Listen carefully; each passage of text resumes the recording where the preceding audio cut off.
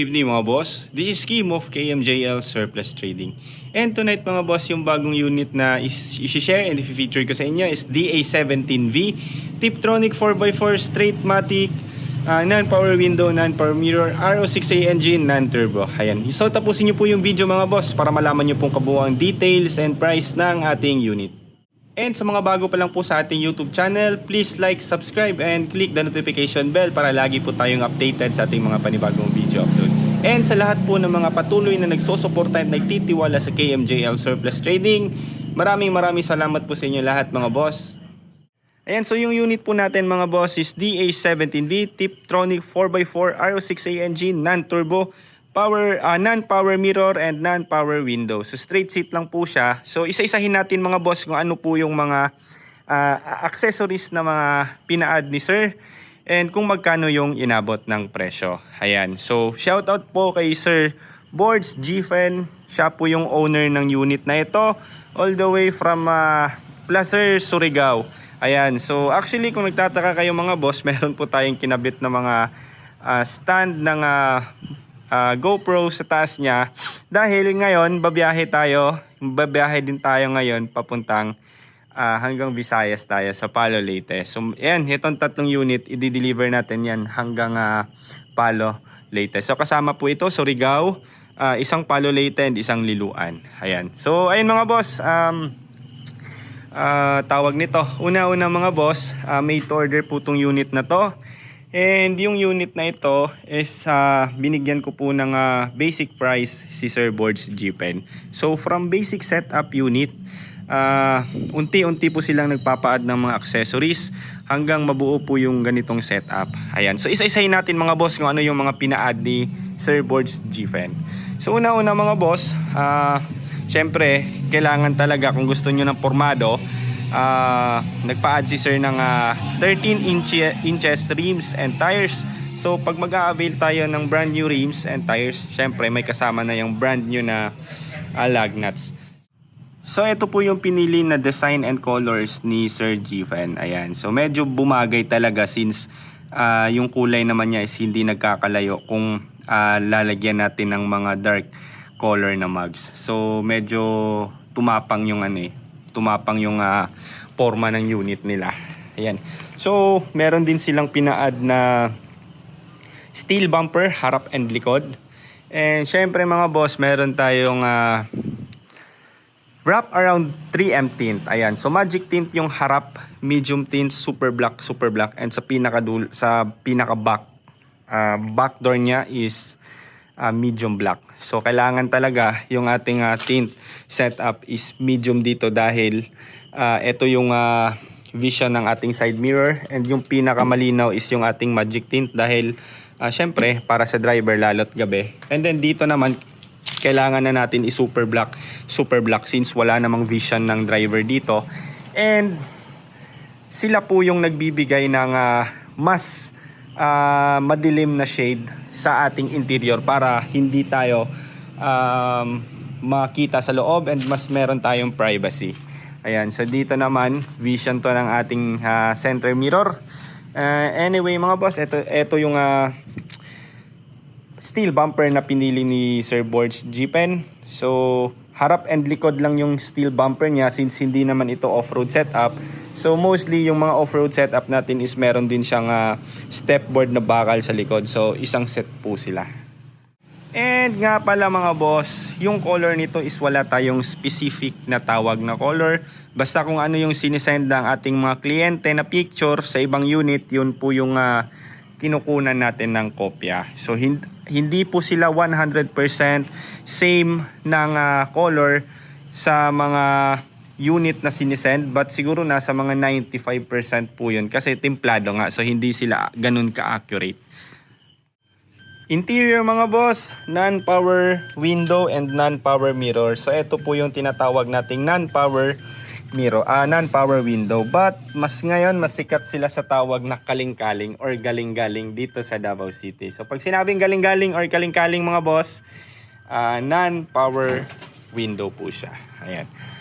So Nissan po yung tatak niya mga boss, but wag po kayong mag-alala dyan dahil Suzuki pa rin yan mga boss. So So yung pinaka-explanation nito mga boss, like halimbawa yung ating unit kasi is Suzuki to, DA17. So pagka yung mga emblems natin and tatak is Nissan, Mazda, ano pa ba? Mitsubishi, Suzuki pa rin po yan lahat mga boss. Rebranding lang po yan sila.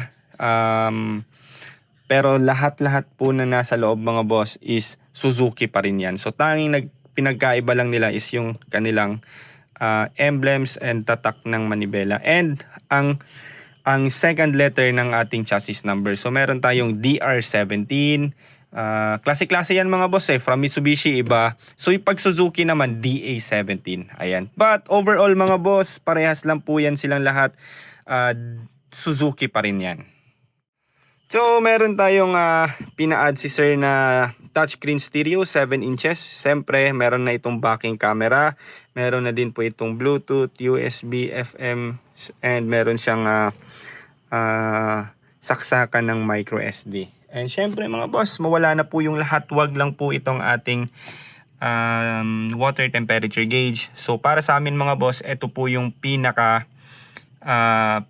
the best na water temp na ginagamit. So analog po ito. Yung kanyang water sender is direct po sa ating cooling system sa radiator. So for us mga boss, ito po yung pinaka-accurate and pinaka-matibay and mas mura kung ikukumpara natin dun sa mga madalas ginagamit ng mga drag diesel na sasakyan, yung mga may mga DFI na brand, yung may mga Thailand mga boss.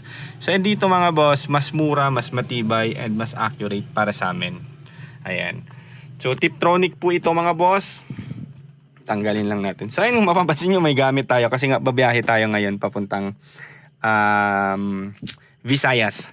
So Tiptronic po ito mga boss. And syempre yung ating conversion sa ating unit is kasama na po yung ating shifter. So laking tulong po ito, convenient and safety mga boss. Syempre hindi rin nangangawit yung ating kamay dahil nga malapit lang sa manibela. So isipin nyo mga boss, halimbawa dito yung ating shifter, napakalayo talaga. So eto, advantage talaga kung converted. So sa mga nagtatanong mga boss kung meron ba daw naapektuhan sa pag-convert ng shifter dahil ginalaw, wala po naapektuhan mga boss. Actually mas advantage talaga, convenience, safety, and hindi nangangawit yung ating kamay. So, yung unit natin mga boss is converted po using secondary gearbox. Syempre, lahat ng unit natin dito mga boss is kinu-convert talaga natin ng secondary gearbox or mas sikat sa tawag dito na baki-baki. So, hindi po kami gumagamit ng yung mga brand new rack end mga boss na original. Para sa amin talaga ito yung pinaka the best. So yung iba naman para sa kanila yung brand new rack end yung pinaka the best. So nire-respeto natin yan lahat mga boss. Klase-klase kasi tayo ng mga pamamaraan, klase-klase ng mga diskarte. So ayun mga boss, anyway parehas naman yan sila maayos, depende na lang sa paggagawa. But para po sa amin dito sa KMJL Surplus Trading, mas okay po pag secondary gearbox. Subok na po yan mga boss and ilang years na po yung ginagamit. So sa likod naman mga boss, meron din pina-add si sir na back seat. So syempre, red and blue pa rin yung color but majority yung color na blue. So laking tulong talaga nito bukod sa pwedeng upuan ng mga bata mga boss. Malalagyan din natin ito ng mga gamit tulad nito may mga tools. So ayun, ito kasama yung matting natin sa likod mga boss. So mapa-loaded mga boss or mapa-basic setup, syempre kasama na po dyan yung brand new battery and heavy PMS sa package. So heavy PMS mga boss, medyo madami talaga tayong ginagawa. Bukod sa pag-check ng mga wirings, change oil, cleaning ng AGS, under chassis,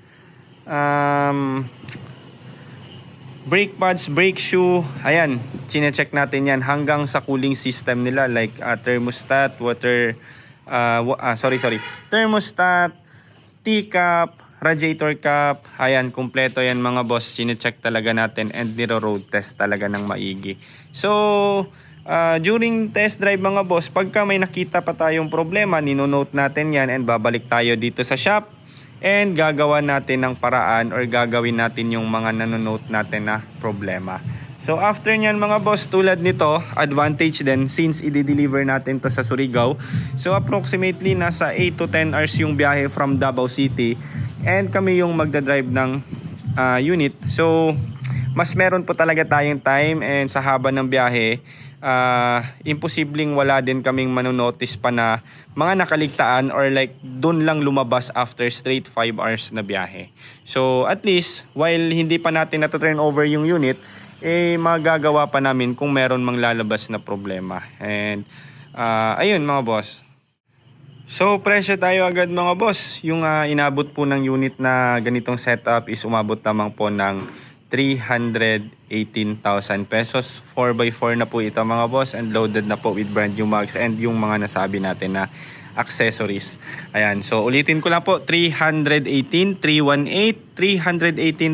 DA17V Tiptronic 4x4 straight seat with accessories.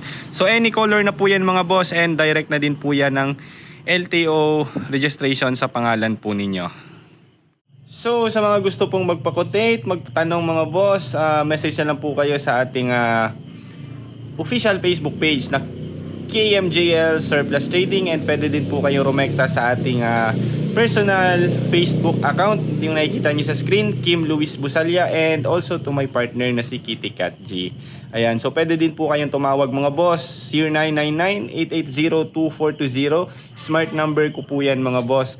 So pasensya na po kayo mga boss sa mga nagme-message sa ating Facebook page kung minsan matagal talaga tayong nakakapag-reply, dahil po hindi na po natin halos kayang habulin yung mga inquiries. So just in case nag-message kayo mga boss and umabot po ng mga ilang oras, hindi pa po kayo na replyan, pakibump na lang po nung mga message nyo mga boss para po mag-update and bumalik sa taas. So ayun lamang po mga boss, maraming salamat po sa inyong mga pagsusuporta at pagtitiwala sa KMJL, and see you po sa ating next vlog.